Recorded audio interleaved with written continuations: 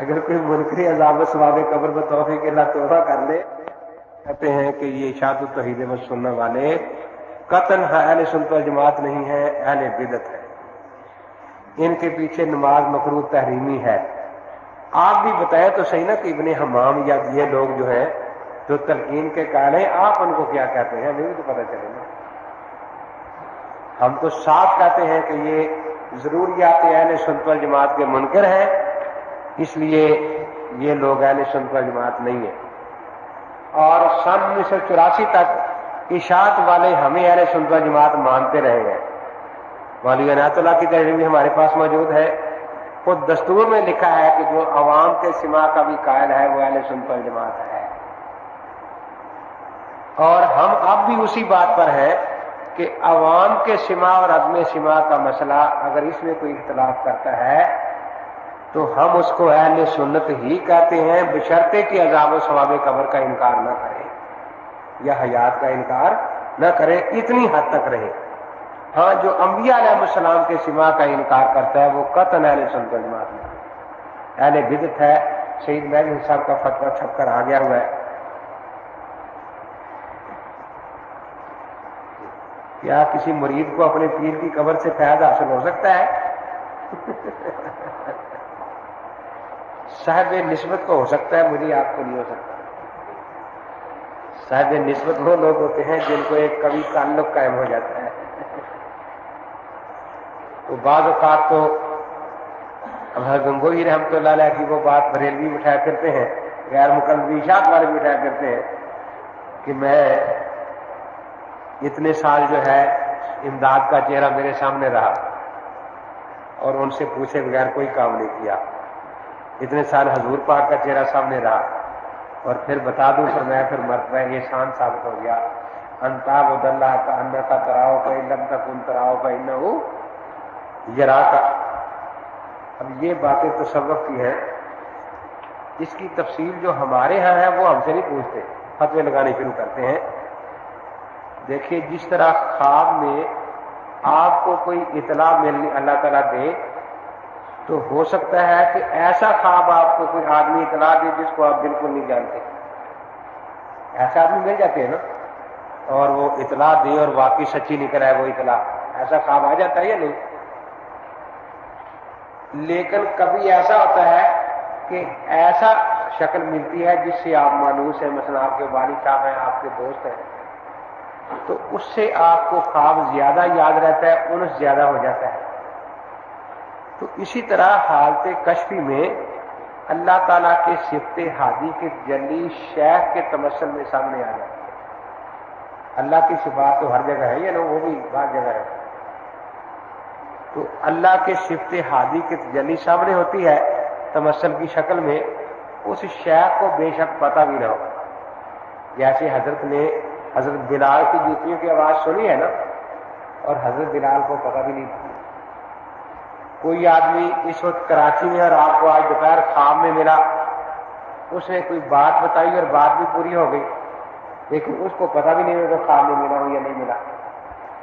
تو اس لیے اس قسم کی جو باتیں ہیں، یہ تمثل اور تجلی وغیرہ سے جو متعلق باتیں ہیں، یہ وہ نہیں ہے جو بریلوی جس کے قائل ہے، لیکن ان کی تشریح اور تفصیل جو ہے وہ تو ہم سے پوچھتے نہیں، اور فتوے یہ لوگ ہم پر لگانا شروع کر دیتے ہیں۔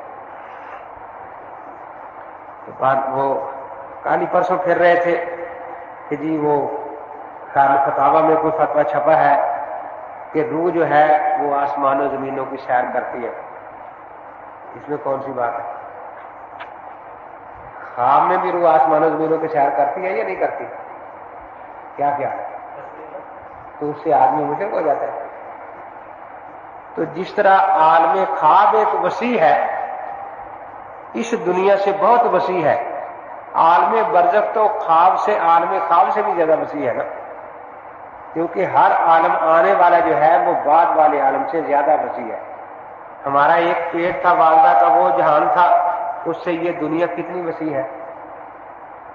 اب وہاں کوئی ہمیں کہتا کہ جتنی پیٹ میں جگہ ہے اس سے 100 گنا تمہیں جگہ دنیا میں ملے گی، تو ہم کہتے کہ اس سے بڑی دنیا ہے کہاں، کہاں رکھی ہوگی، کیونکہ ہمارے ہاں تو اتنی دنیا تھی ساری۔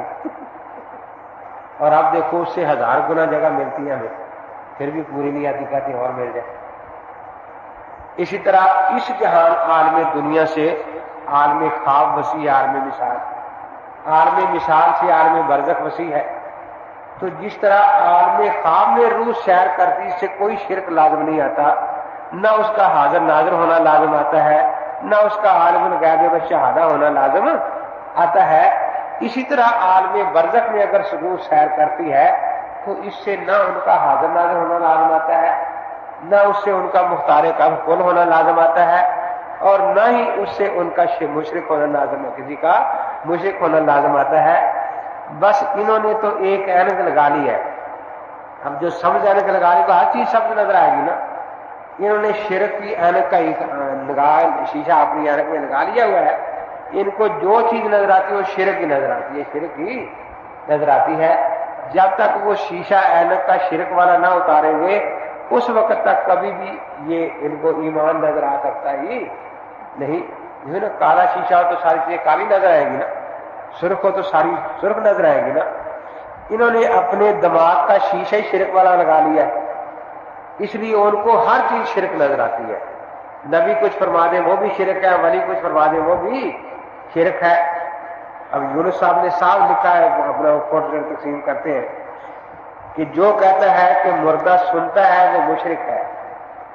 میں کہتا ہوں حضور نے فرمایا کہ مردہ زیادہ سنتا ہے، پھر وہ بڑے مشرک ہوئے معاذ اللہ، انہم لآسما فرمایا ہے نا۔ اب جو یہ کہے مردہ سنتا ہے وہ مشرک ہے، تو حضرت نے فرمایا کہ وہ زیادہ سنتا ہے، تو پھر وہ بڑے مشرک ہوں گے نا معاذ اللہ۔ ان کو فتویٰ لگاتے وقت یہ نظر نہیں آتا کہ اندھے کی لاٹھی کس پر لگ جانی اور کس پر نہیں لگ جانی۔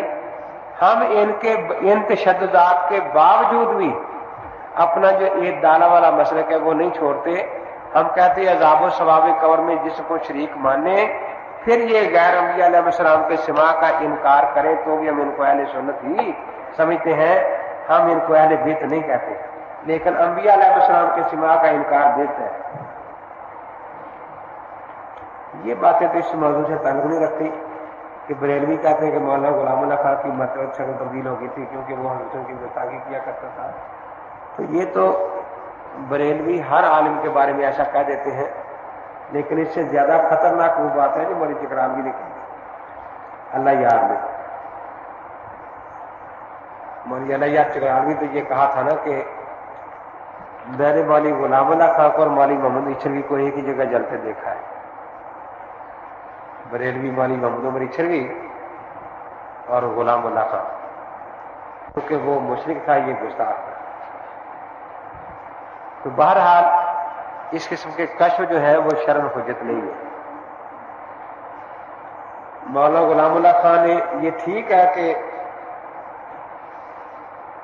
حیات النبی میں وہ پلٹے کھاتے رہتے تھے، کبھی کچھ کہہ دیتے تھے کبھی کچھ کہہ دیتے تھے، لیکن ان کی تکفیر تک کوئی بات مشکل ہے،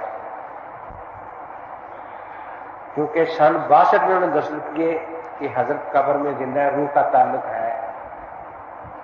اگلے سال جواہر القرآن آ گئی، اس میں لکھ دیا حیات شہداء کے بارے میں کہ روح کا تعلق نہ جسم سے قرآن حدیث ثابت کرتا ہے نہ جسم سے نفی کرتا ہے۔ آج کل تو ہمیں سیدھی سے بھی آگے وہ کہتے ہیں جو روح کا تعلق مانتا ہے ویسے ہی کافر ہے، لیکن مولانا غلام اللہ خان جو لکھا تھا وہ یہی تھا کہ تعلق کا نہ اس بات ہوتا ہے قرآن حدیث سے نہ نفی ہوتی ہے۔ تو بہرحال اتنی بات جو تھی وہ سخت نہیں تھی جتنی اب احمد سعید اور یہ حضرات کہتے ہیں باقی کہ جو تعلق مانتا ہے وہ کافر ہے، قرآن کی آیتوں کا منکر ہے۔ تو اس لیے ان کے بارے میں تو ہم کچھ نہیں کہتے مولانا غلام اللہ خان صاحب کے بارے میں، البتہ عنایت اللہ شاہ احمد سعید کے ایمان میں ہمیں کوئی شک نہیں کہ ایمان ان کا نہیں ہے۔